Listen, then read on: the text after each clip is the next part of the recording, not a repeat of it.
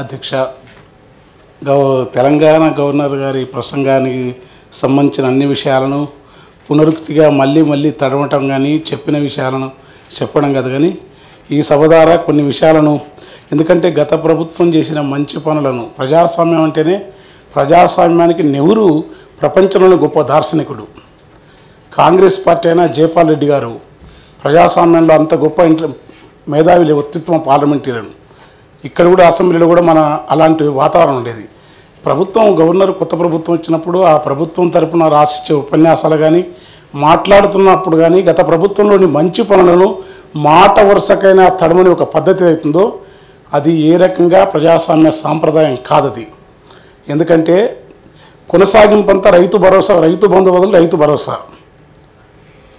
కళ్యాణ లక్ష్మి, ఇంకా అది పథకాలు అన్నట్లే ఉన్నాయి. కానీ అక్కడ ఏమీ జరగనట్టుగా ఈ 14 ఏళ్లలో మొత్తం ఇప్పుడు జరిగే ప్రభుత్వం చెప్పాలి కూడా. ఏ ప్రభుత్వం అయినా తాము ఏమి చేయదలుచుకున్నో చెప్పడంలో చాలా ఆత్మవిశ్వాసంతో చెప్పేది కనపడుతుంది.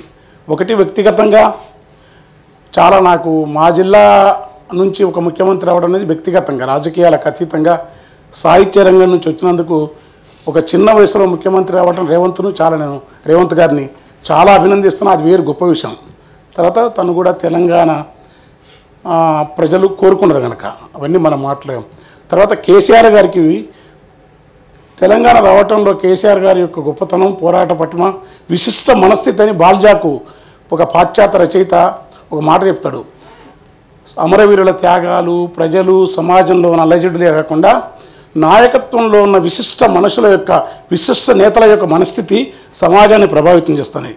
అలాంటి విశిష్ట మనస్థితి ఉన్న వాళ్ళు ఒకరు కేసీఆర్ గారు, మరొకరు సోనియా గాంధీ గారు. మిగతా కాంగ్రెస్ పార్టీ అంత వేరు. ఇప్పటికి 2 సార్లు ప్రధానమంత్రి పదవి వస్తే కూడా వద్దున్న సోనియా గాంధీ. గుర్తించే దగ్గర మన వాళ్ళు కూడా సోనియా అని ఎక్కడైనా మాట్లాడితే మనకు డ్యామేజ్. అట్లనే రేపు వీళ్ళు కేసీఆర్ గారిని ప్రజలంతా మనసుల్లో ఆయన ప్రతిష్ఠితమైన ఉద్యమ నేతగా, తెలంగాణ జాతిపితగా ఆయనను మాట్లాడితే ఈ సమాజం హర్షించదు.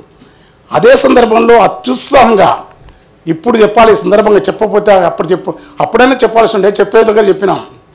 ఈ సందర్భం మధ్య అన్యాపది అంటే వేరే పోక అది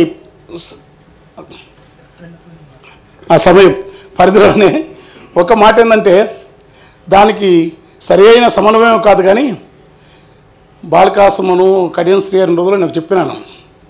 ఈ రైతు బంధు అనేది భూస్వాములకు ఇస్తే ప్రజలు ఒప్పుకోరేమో ఒక సామాజిక న్యాయ పెద్ద ఆయన చెప్పినాడు కేసీఆర్. చెప్తే ఆ సభలో రికార్డెడ్ ఉంది. ఇంకా అంటే రైతులు అంతా 50 ఎకరాలు కూడా తెలంగాణలో చాలా దరిద్రం.